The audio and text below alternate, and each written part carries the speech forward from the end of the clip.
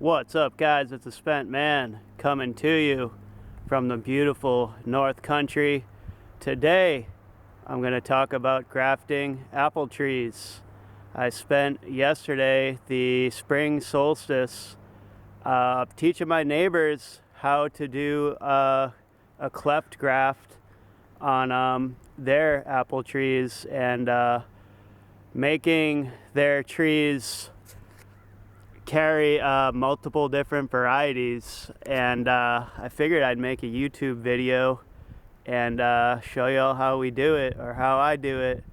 I'm going to show how I do my cleft graft, and that is my most reliable graft. So yeah, buddy, let's get into it. So I'm going to be putting my cleft graft on this branch. It's a couple inches thick.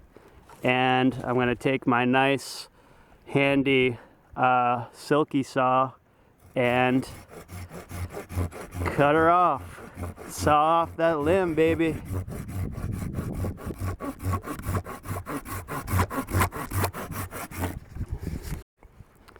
So I take my little hatchet, I get it in about halfway, and then I take my rubber mallet, the most handy tool in farming, and blast it in there. Alright, so I got my hatchet hammered in there right through the middle. I got a nice gap going on. I'm going to take that out. See that split down the middle? That's where we're going to insert our Scion wood. Grafting really begins with sourcing Scion wood. So before you're out here in the field near the tree making the cuts and all that, you need to locate some Scion wood, and you can buy Scion wood online, or you can get on a group on social media of people that trade Scion wood, or even better, you can find someone in your own community that has an orchard, because people are passionate about their apple trees, and it's a great way to connect and learn from your elders and share passions and interests and commonality, and it's just a great way to get out and meet people. So at the end of the winter, I try and hook up with an orchard or orchardist around where I live and connect with them and meet them and listen to what they have to say and see how they do things. Come away hopefully with a new friend and a lot of Scion wood for free. I'm going to be grafting chestnut into this cut here, and chestnut is a small crab type apple that tastes like a chestnut apparently, so I gotta have it, and I'm gonna show you how we work the Scion wood. Alright, so I got my chestnut Scion wood, and I'm gonna take my clippers, cut it in half like that. I'm trying to get pieces that are gonna have at least 3 buds going upward on there.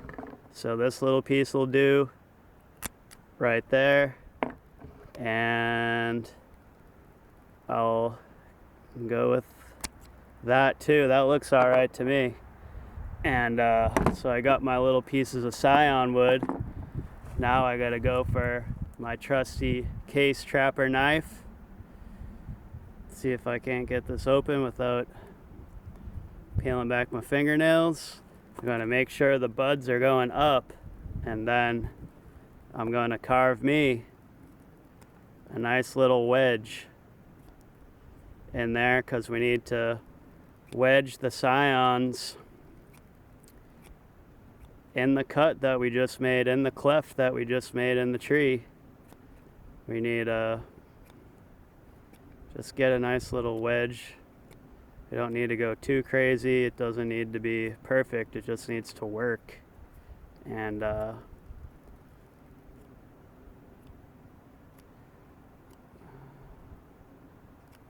looks about right.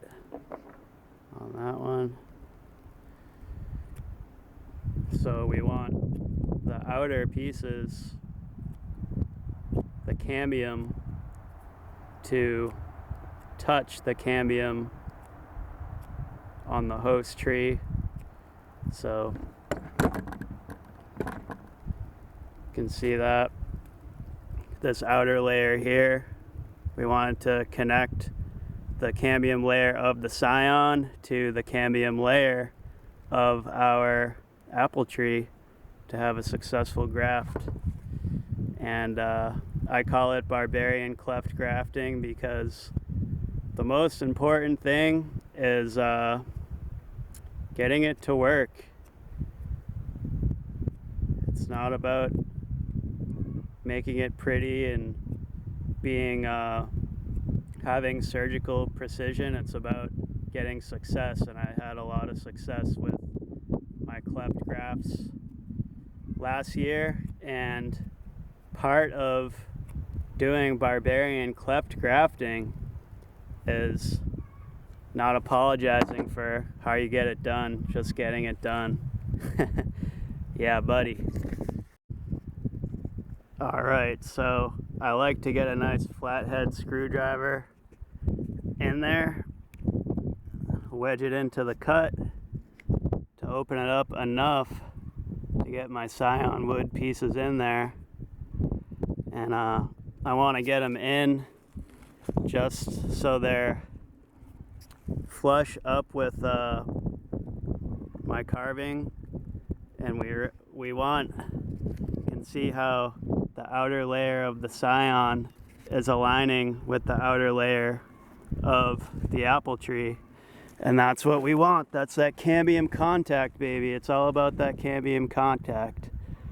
And I get this one in on this side. And that looks pretty good to me. Try and get it in there flush. And then I'm gonna remove flathead screwdriver, and we're on our way to a legit Barbarian Cleft Graft. And now we need to get our tree coat on there, because now we have a big open wound and we got to seal it up. Alright, I got my trusty tree coat on there. We're gonna seal up the wound of this cleft graft here, of this chestnut here. We want to get it all up in there on the sides, that whole big cut that I made down the side. We want it all sealed in. And so when these trees come out of dormancy and the sap starts flowing up into these layers, we want our cambium contact to be flush and to be true and sealed up. So the tree says, oh, I got some new little water sprouts over here. We need to get them some energy from the ground. And so that's why we do the cleft graft in March and early April before the sap flow. And these are a pretty reliable graft for me, because we can do them and pull them off in colder weather. So if we still get some colder temperatures, or like a snowstorm in May, which happens in the North Country all the time, cleft grafts can make it through them. And yeah, so it's reliable for me. Other people like bark grafts. I'll probably do some bark grafts in April, but for March, around the spring solstice, it's all about, that's cleft grafting season, baby. And don't forget to seal off the top of the cuts that you made. That's pretty important too. We don't want our Scion wood to dry out. And I've seen it happen on some of my own grafts where I'll have a successful graft, but then if I didn't seal the end properly, it dries back and dies from the top.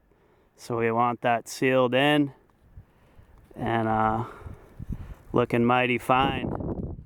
So all right, we got a chestnut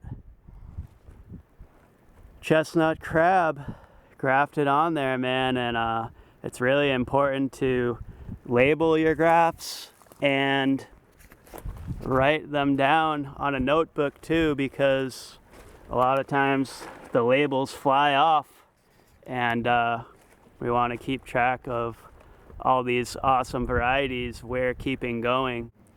All right, so I hope you get some value from watching these Barbarian Cleft Grafts.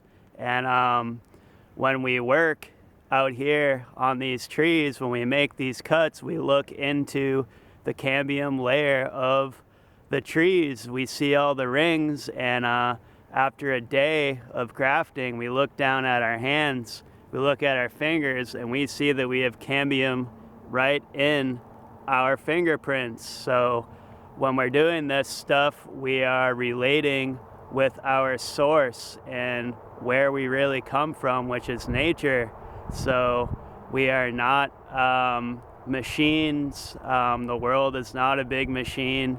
It is one individual, one very dynamic and powerful organism with many, many, many systems that are all interconnected going on. And when we start to see the possibilities and all the connection between grafting and living on the land and spending time in the woods observing nature, we get to see all these possibilities unfold. Like with grafting, we can put 100 different apple varieties on one tree. And once these possibilities start to unravel and unfold, we get to see the magic of life, and the magic of the land, and the magic of nature, and the magic in us, and the possibilities that we have when interfacing with it. All right, so that's my video on cleft grafting, and I'm gonna have to make some updates on successful grafts, and we'll look at some of my successful grafts from last year up in April when they start to grow. So as always, thanks a lot for watching from the beautiful North Country. This has been the Spent Man. Get out there and get grafting. Buy some apple trees. Do some natural stuff. It's the best stuff. Yeah, buddy.